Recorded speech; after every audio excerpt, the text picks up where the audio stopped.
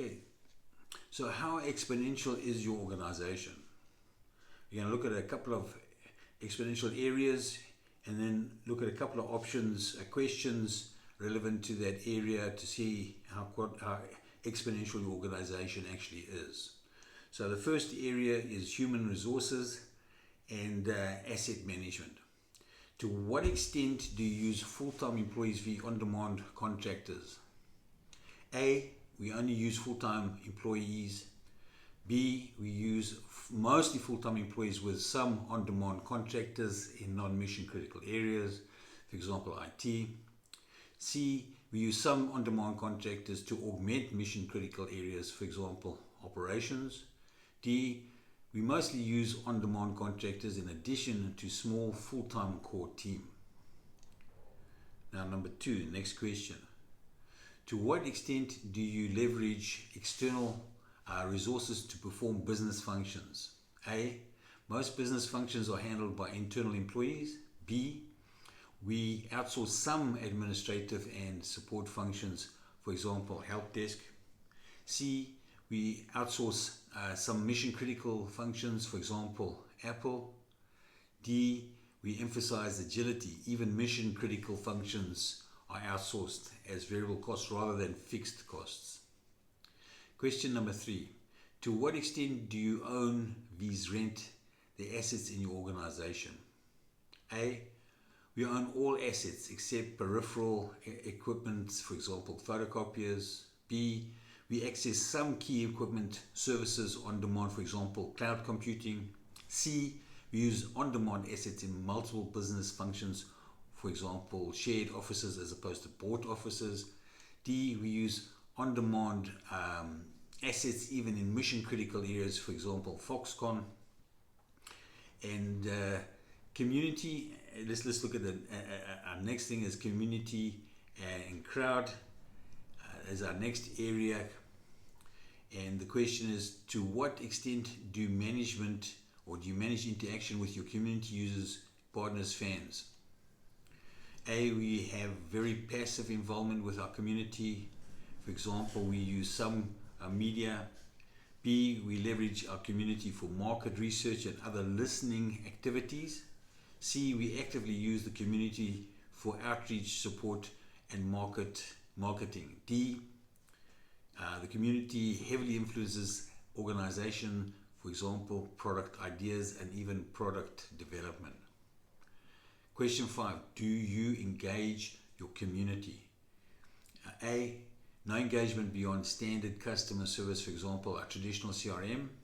B, our community is centralized and communication is one-to-many, for example, TED.com. C, our community is decentralized and communication is many-to-many but passive and single purpose, for example, LinkedIn. D, community is decentralized, communication is many-to-many and drives peer-to-peer value creation, for example, DIY drones and GitHub. Our next exponential area is engagement, community and crowd. Engagement of community and crowd. So 6, the question is, do you actively convert crowd to general public into community members? A, we use standard techniques like PR to increase awareness. B, we leverage social media marketing for marketing purposes. C, we use gamification and incentive competitions to turn crowd into community. And D, products and services are inherently designed to convert crowd into community, for example, Lyft, Hotmail signature. Next question. To what extent do you use gamification or incentive competitions? A, we use gamification or incentive competitions for internal motivation only, for example, salesperson of the month. B, we use gamification externally, for example, loyalty programs. C, we build gamification or incentive competitions into our products and services, for example, for Square. And D, we use gamification or incentive competitions to drive ideation and input development, for example, Quirky. Our next area, information and social enablement. The question, to what extent are your products or services information based? A, our products or services are physical in nature, for example, Starbucks. B, our products or services are physical, but they deliver the production is information based, for example, Amazon. C, our products or services are physical, but services are information based and revenue generating, for example, iPhone App Store. D, products or services are entirely information based, for example, LinkedIn, Facebook, Spotify. Last question, to what extent is social functionality and collaboration a central element to your product and your services offering? A, no social collaborative aspects is designed into our products or services, for example, buying a lawnmower.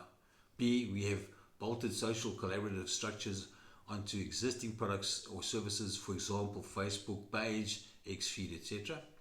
And C, social collaborative functionality is based to enhance or deliver our product or services offerings, for example, 99 Designs. D, social collaborative inputs actually build our products, our services offering, for example, Yelp, Waze, and Foursquare.